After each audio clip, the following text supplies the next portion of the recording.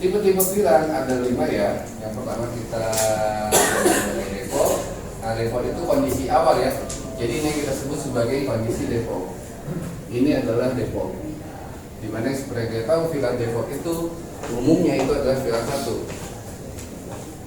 VLAN 1 adalah default. Jadi secara default semua switch itu hanya ada satu VLAN. Harus ada VLAN, tapi hanya satu. Tidak mungkin switch itu hanya 0 VLAN, itu tidak mungkin. Tidak bisa, karena nanti dia tidak akan melakukan paket broadcast atau tidak akan melakukan frame broadcast apapun. Nah, satu hanya tidak mungkin, jadi hanya ada satu secara default, hanya satu secara default. Dimana secara default sendiri ini yang sampai kita sebut sebagai default VLAN. Selanjutnya, nah, secara default ini juga ya untuk VLAN 1 bahwa semua port itu di-assign di VLAN 1. Dan juga nanti ada bahasa nanti VLAN 2 itu adalah VLAN 1. Manajemen VLAN juga ada VLAN 1. Dan VLAN 1 itu tidak bisa direname atau didelete karena tadi saya bilang bahwa switch itu tidak mungkin 0 VLAN. Oke, jadi minimal harus ada satu VLAN. Dan besok itu VLAN 1.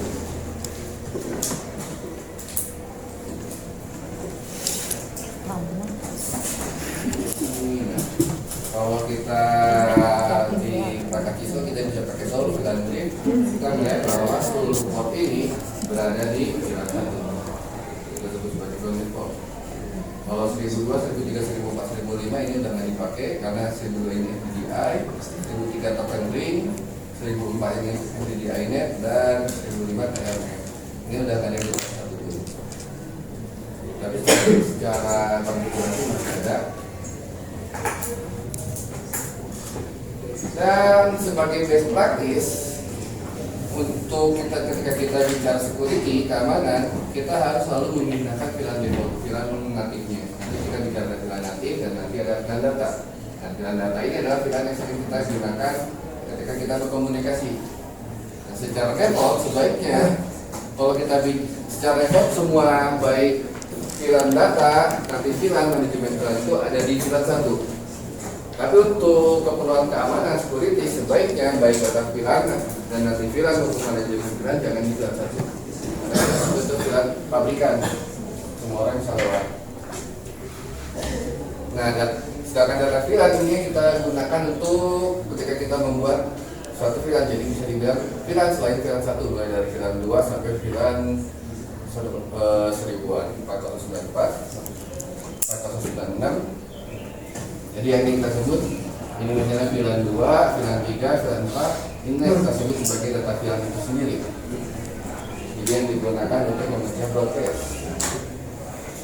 Selanjutnya, apa itu native VLAN? Native VLAN ini merupakan jadi secara default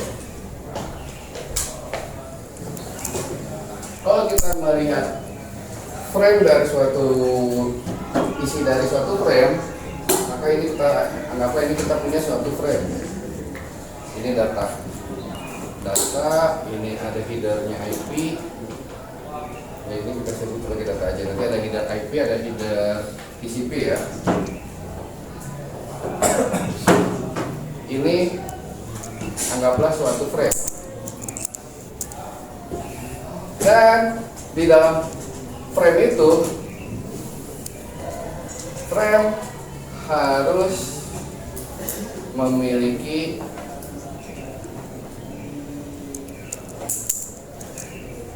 tag VLAN, harus di tag VLAN.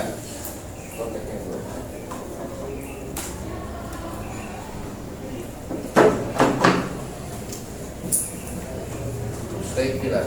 Jadi ibarat kalau kita bisa ke swalayan, ke toko mall atau ke toko baju, setiap barang yang dijual kan pasti ada tag harga ya. Itu kan hal yang pasti ya. Nah, problemnya adalah tidak semua barang itu mungkin sama si kasirnya ketik, ya kan? Sama halnya seperti suatu paket, ini adalah switch, ada yang masuk, ada yang keluar ke atas, ada yang keluar ke bawah. Oke, mungkin frame yang kita set VLAN, anggaplah ini VLAN 10 itu adalah jalur ke atas, jalur ke bawah kita pakai default. Jadi jalur ke atas kita pakai FA00, misalnya FA00, dan ke bawahnya adalah atau ini FA01, kita configure, sedangkan yang ke bawah adalah FA00 yang default. Secara default semua secara aturan bahwa semua frame itu harus ada tag VLAN. Sama ya seperti di swalayan atau di supermarket, dan setiap barang harus ada tag harga. Tapi tidak semua engineer atau tidak semua kasir itu men-tag semua barangnya. Anggaplah seperti ini, kita sebagai engineer hanya men-tag jalur atas aja yang kita konfigurasi sebagai VLAN.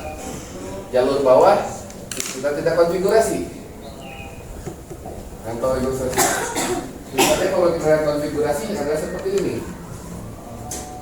Jadi secara default dari FA01 sampai G02 adalah di 1. Yaitu kita anggaplah mau mengubah si FA01 jadi VLAN 10. Jadi kan kita akan narik ya di VLAN 10 ya.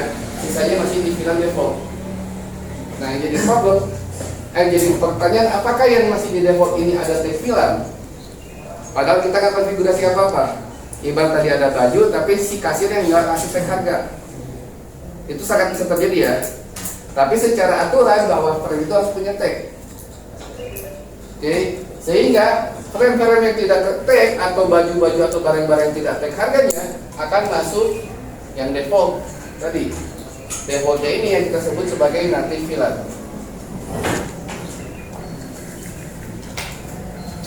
Jadi native VLAN itu digunakan untuk seluruh frame yang tidak di-tag sama data VLAN. Atau misalnya seluruh barang yang tidak di-tag harga oleh kasirnya atau tidak di-tag harga sama karyawannya, maka dia masuk ke native, harga native.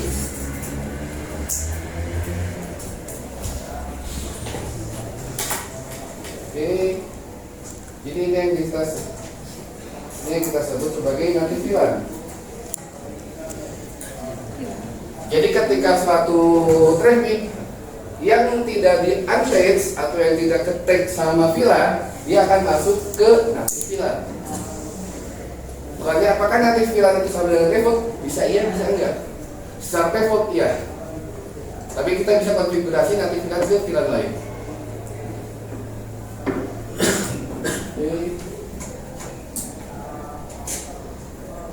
Itulah native VLAN. Jadi ibaratnya kayak di swalayan, semua barang yang tidak di-tag harga maka dia masuknya ke harga natif. Lanjut ada manajemen VLAN, biasanya digunakan untuk manajemen baik itu oleh SSH, Telnet, TTP, dan SNMP. Sama halnya seperti native VLAN dan manajemen VLAN secara default itu adalah VLAN 1. Begitu pula native VLAN secara default juga dia adalah VLAN 1. Masih nggak ditulis secara default. Jadi secara default baik default VLAN, jadi secara default baik data VLAN, native VLAN, manajemen VLAN itu adalah default VLAN. Default itu artinya kondisi pabrikannya, kondisi awal. Tapi untuk best practice nanti ketika kalian udah di production, selalu pindahkan jadi menggunakan VLAN 1. Karena VLAN 1 terlalu umum digunakan orang. Oke, selanjutnya ada voice VLAN. Ini adalah VLAN khusus ya, spesial VLAN yang digunakan untuk traffic voice.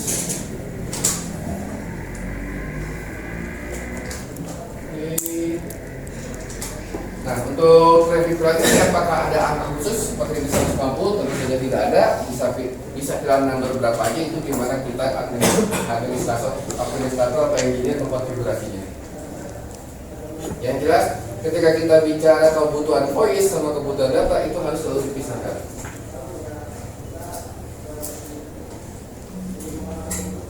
Kenapa dipisahkan? Karena biasanya namanya voice itu ketika kita bicara QoS, quality of services, dia harus memiliki prioritas yang lebih tinggi. Karena namanya voice itu ini delay sensitif, berbeda sama data. Data kita ngirimin ke delay 1 menit nggak masalah. Voice kita ngirimin ke delay 1 menit akan jadi perkara. Ya kan?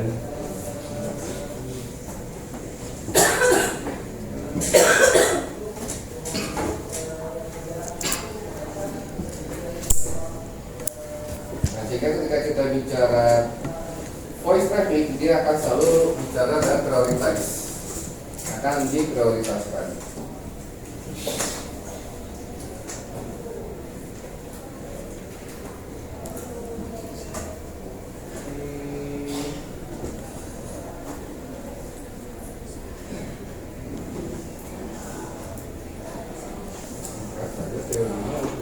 Sebenarnya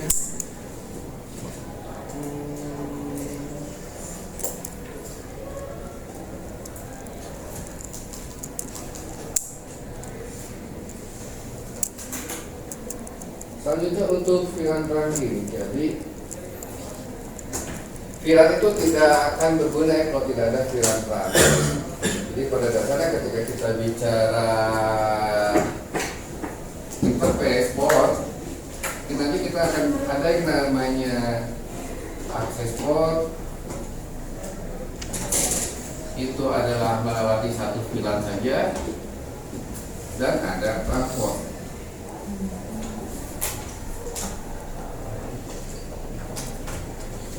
Ada TRA, itu adalah melewati banyak VLAN. Secara penggunaannya cukup sederhana.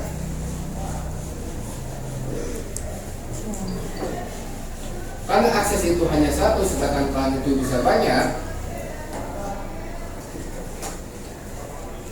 Ini banyak, banyak. Karena akses itu menjadi satu, sedangkan kami banyak, jadi secara penggunaannya kita bisa sederhanakan.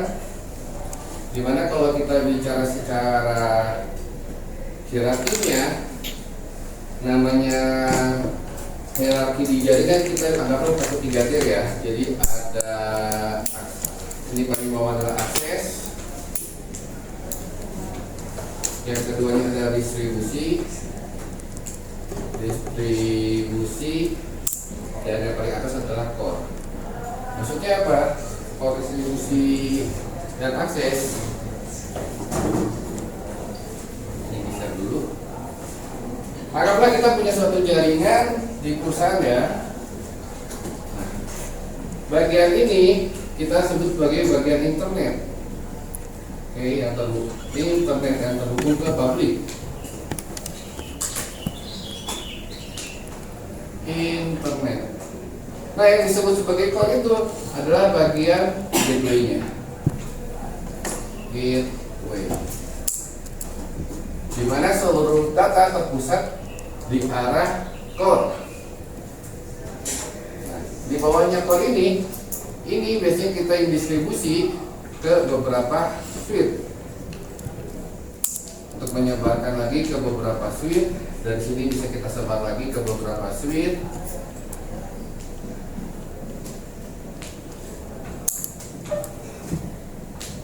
Konsepnya persis ketika kita bicara ISP. Jadi ini adalah tier satunya. Kalau di ISP ini adalah tier 1 yang pusatnya, distribusi adalah tier 2 distributor, dan akses adalah tier 3 yang langsung ke customer.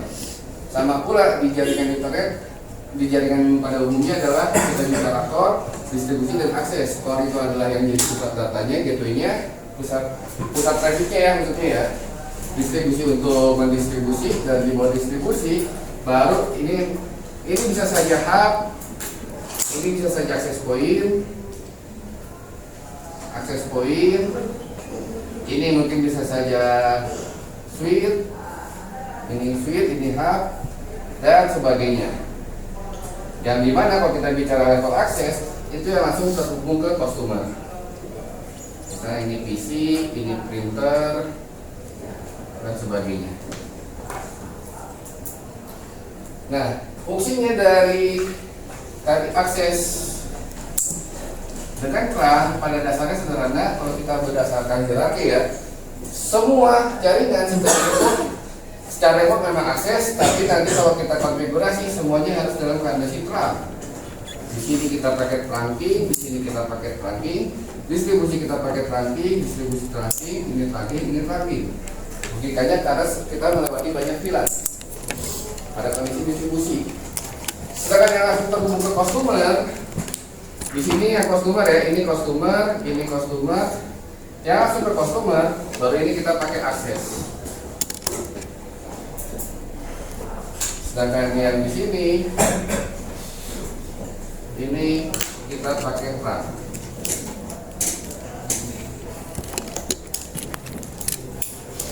Yang langsung ke customer, kita pakai akses.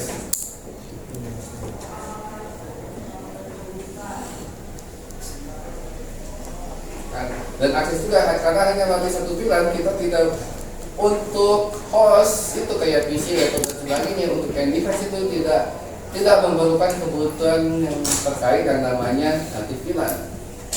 Jadi native VLAN hanya terjadi ketika udah traffic di dalam intermediate device-nya. Itu yang kita sebut sebagai trunking point atau trunking tempat kumpulnya banyak VLAN. Nah, seperti kita lihat di sini, bagian yang terhubung ke arah core untuk distribusi, ini kita harus menggunakan trunking. Sedangkan bagian yang terhubung ke arah host langsung, 1, 2, 3, 4, 5, 6, ini kita gunakan sebagai akses.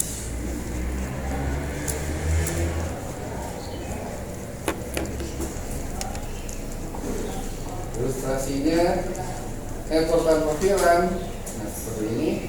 Kalau network tanpa VLAN, di sini bahwa PC ketika dia mengirimkan suatu paket ke frame broadcast, dia akan masuk ke semuanya. Dan ini sangat tidak diinginkan. Tidak diinginkan karena banyak hal. Satu adalah semua dia tidak diinginkan karena satu dia memenuhi traffic dengan traffic yang gak dibutuhkan. Karena kan misalkan si fakultas butuhnya anggaplah ke student, guys gak butuh traffic dari fakultas pada dasarnya, ya kan?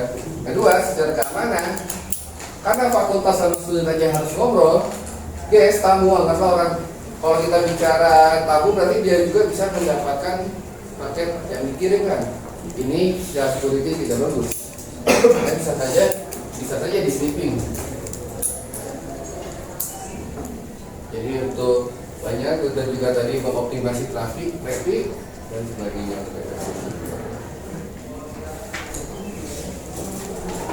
Nah, kalau kita bandingkan dengan VLAN, misalnya dari 10 ke 20, dia broadcastnya seolah seperti unicast, padahal pada dasarnya adalah broadcast. Jadi si student itu tidak mendapatkan traffic dari fakultas, dengan syarat si ini ya, di R0 nya di bagian sininya dan juga ke arah dari S1 ke S2 dan S2 ke S1 ke S3 itu harus aktif. Dimana rankingnya dia harus bisa men-track VLAN 10 dan 20.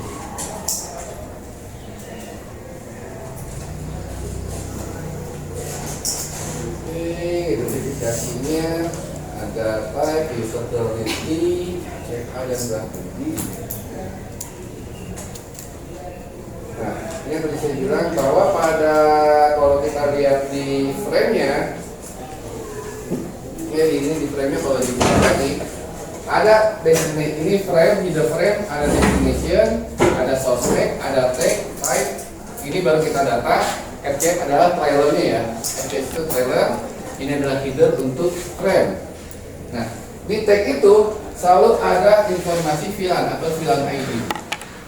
Sama tadi seperti di toko baju atau di suara, bahwa semua barangnya itu harus ada tag harga. Tapi bisa jadi tidak semua barang di tag sama si kasirnya.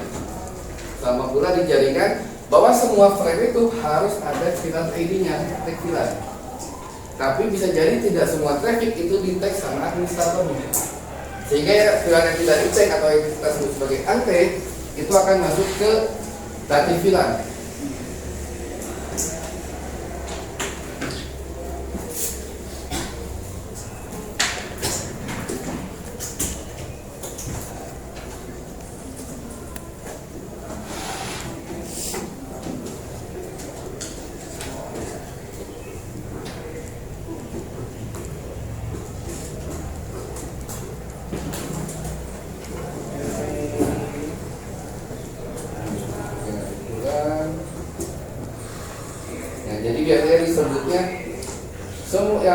VLAN itu akan masuk ke natif VLAN.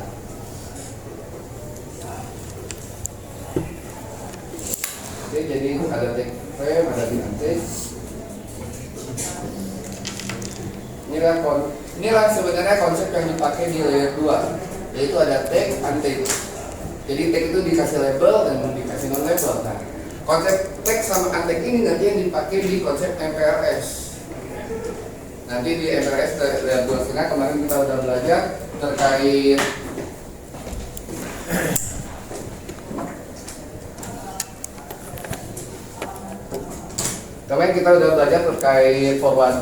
forwarding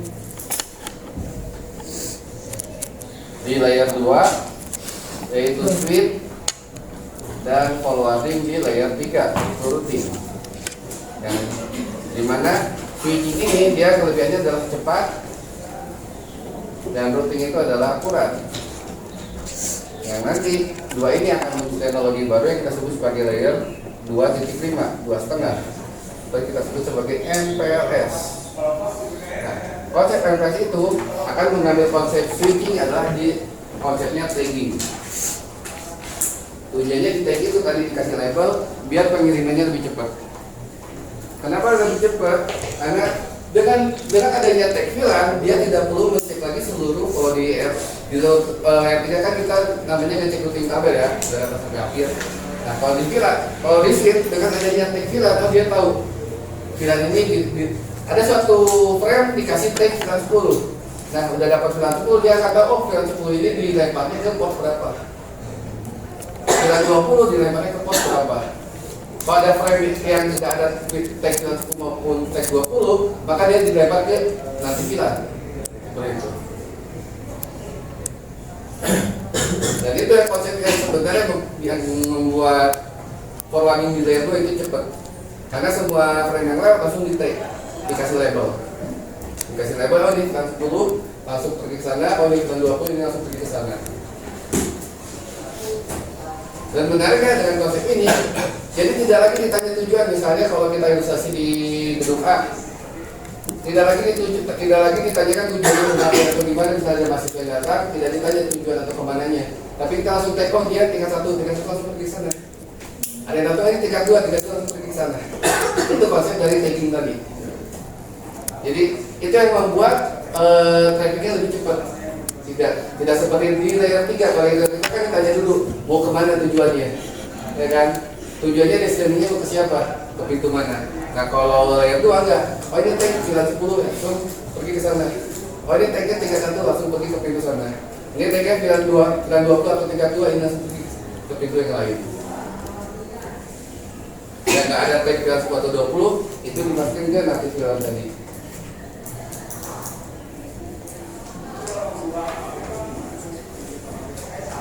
Dengan konsep seperti ini, menariknya, misal kita punya topologi seperti kemarin di praktikum.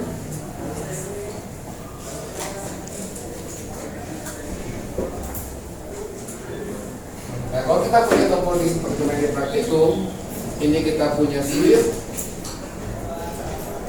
Anggaplah ini yang ke bawah 01, 02, 03, 00 ya. Ini PC 1, PC 2, PC 3, PC 4. Ini kita bilang adalah VLAN 10. Begitupun ini di atasnya. Ini ada 11, 12, 13, 14. Ini 1, 2, 3, 4. Ini kita sebut sebagai VLAN 20.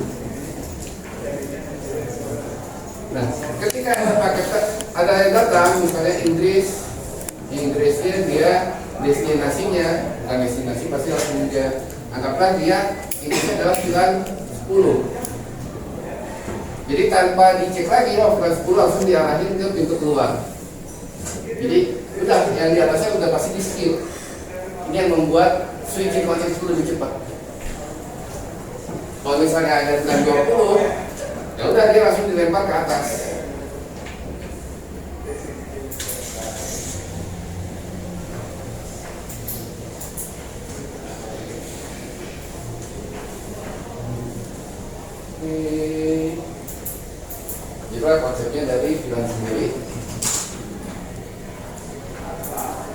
voice VLAN.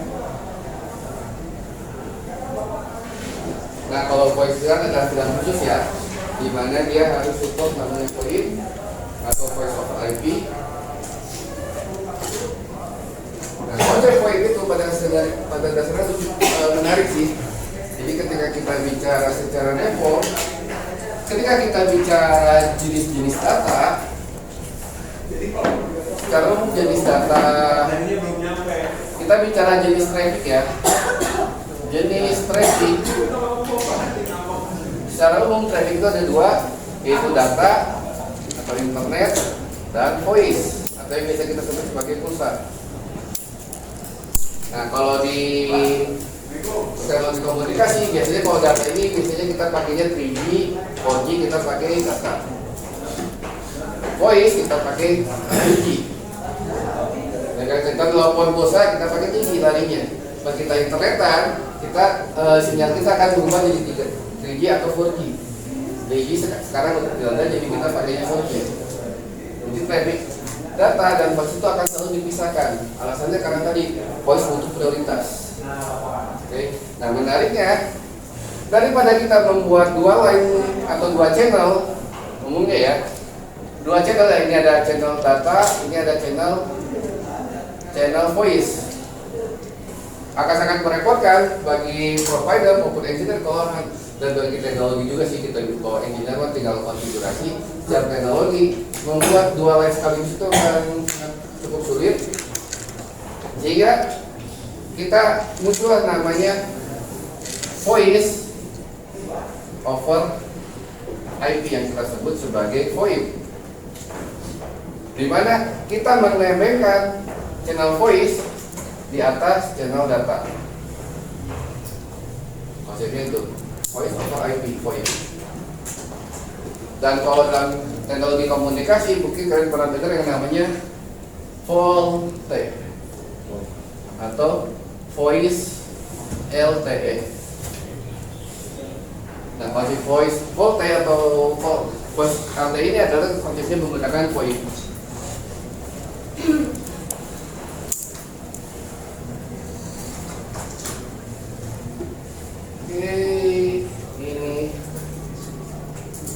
Kalau ini lebih setting di Cisco-nya. Yang jelas secara konsepnya VoIP itu voice VLAN itu harus dibedakan dan kira-kira harus dibuat. Kira-kira koridor teknisnya harus dibuat serta polisinya.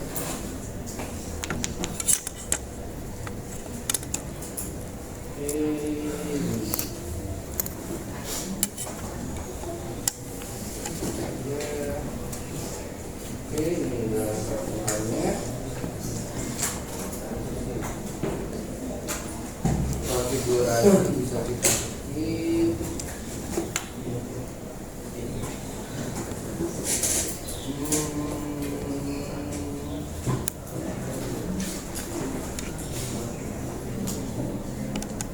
Ini sudah masuk konfigurasi kita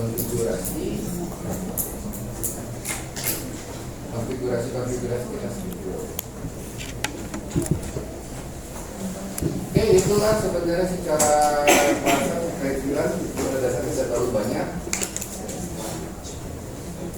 Dari VLAN, kalau ada yang kurang jelas, kalau saya kecepatan bisa langsung ditanyakan saja. Jadi VLAN kita langsung masuk ke tingkat VLAN saja.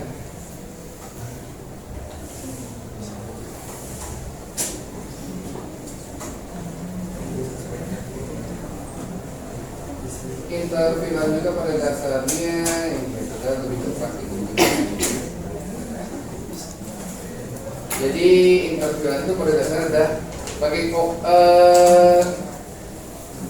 ketika kita bicara layer ini VLAN 20 dan VLAN 10, ini kan udah berbeda network ya.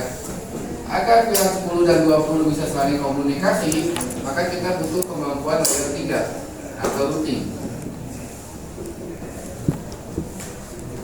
Ini konsepnya, kalau masih dalam satu network kita gunakan layer 2, tapi ketika udah lebih dari satu network kita gunakan layer 3. Nah, Ini baik VLAN 10 dan 20 udah berbeda network kan, makanya kita butuh yang namanya konsep routing L3. Jura di sini kita sebut sebagai inter VLAN routing. Gimana caranya? Ada 3 jenis cara yang seperti kita bahas dulu, yaitu ada yang legasi. Legasi itu cukup sederhana, kita pakai router saja di semua portnya. Cara kedua kita pakai router on stick. Jadi kalau mau pakai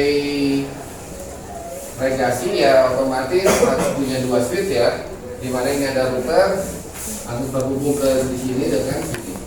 Kalau kita bicara legasi, kalau kita mode kedua kita bicara router on stick. Router on stick kita gunakan sub interface. Dan cara ketiga itu menggunakan layer 3 switch. Dan kebetulan yang kita di praktikum ketika saya sudah coba-coba ulang, ternyata memang saya tidak menemukan image meskipun tulisannya layer 3. Kalau di layer 3 ini kita cukup mengaktifkan IP routing. Tapi menariknya beberapa image yang saya coba tidak ada yang support IP routing. Sehingga mungkin di yang praktikum kita kemarin silakan gunakan model router on stick.